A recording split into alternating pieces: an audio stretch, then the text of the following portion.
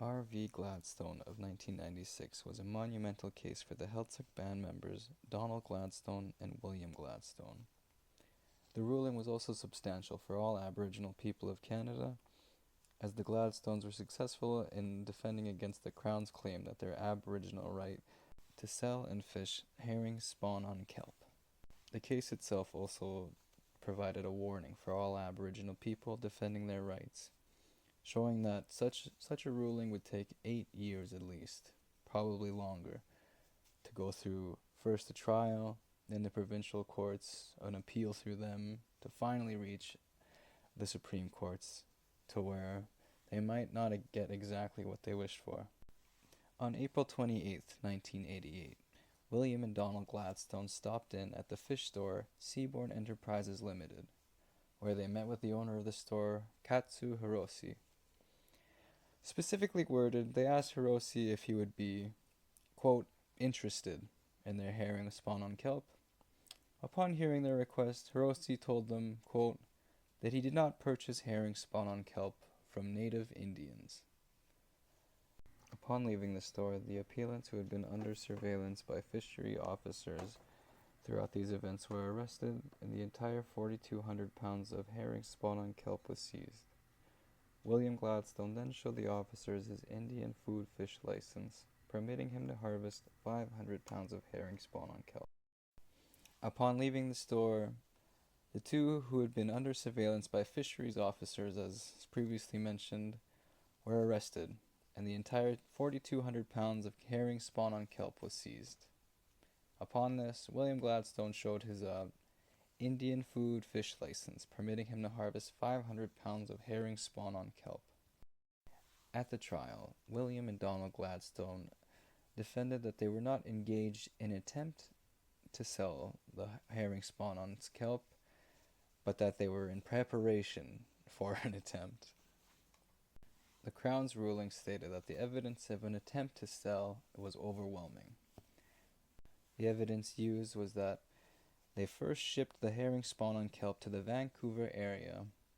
They then took a sample of the fish to a fish merchant and specifically asked him if he was, quote, interested. These actions alone had sufficient proximity to the acts necessary to complete the offense of selling herring spawn on kelp without the Category J license that they needed. Although they were unsuccessful in their defense that it was a mere preparation and not an attempt to sell, they were successful in defending their Aboriginal right. They were able to do this through settler memoirs mostly, such as the diaries of Alexander Mackenzie of 1793, William Ptolemy of 1835, and James Douglas of 1840. All their writings have documented the Heiltsuk having exported herring spawn on kelp.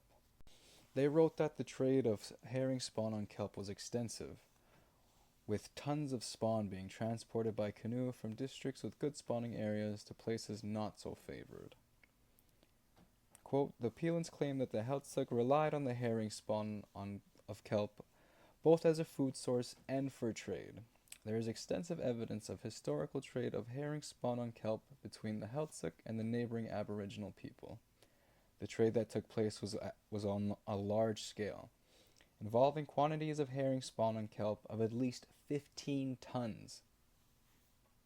After proving that they had an extensive trading network, the judges then went to see what the Heiltsuk had actually obtained for their herring spawn on kelp.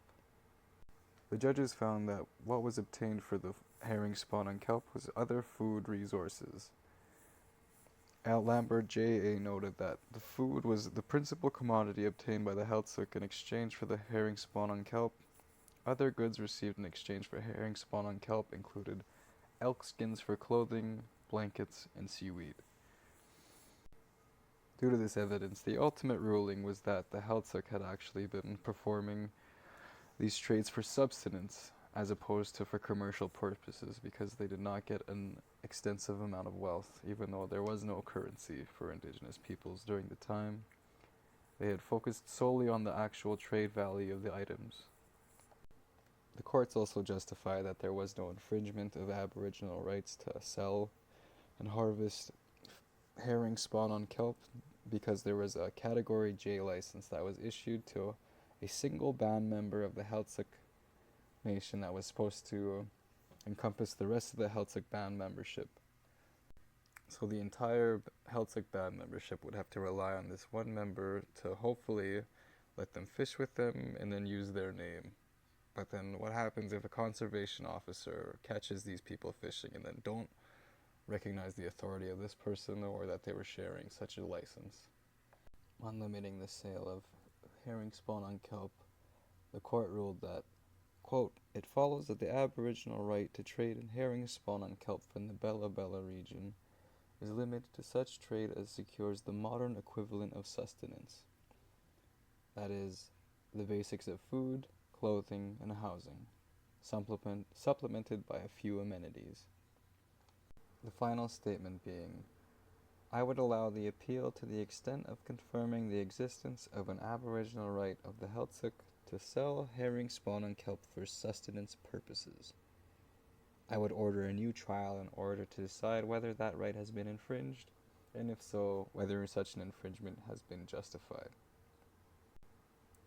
Almost put back to square one, they are ordered to have a new trial, but they are allowed to sell herring spawn on kelp, but they are limited to sustenance purposes only having enough to provide for their food, their shelter, and a few amenities, as previously discussed.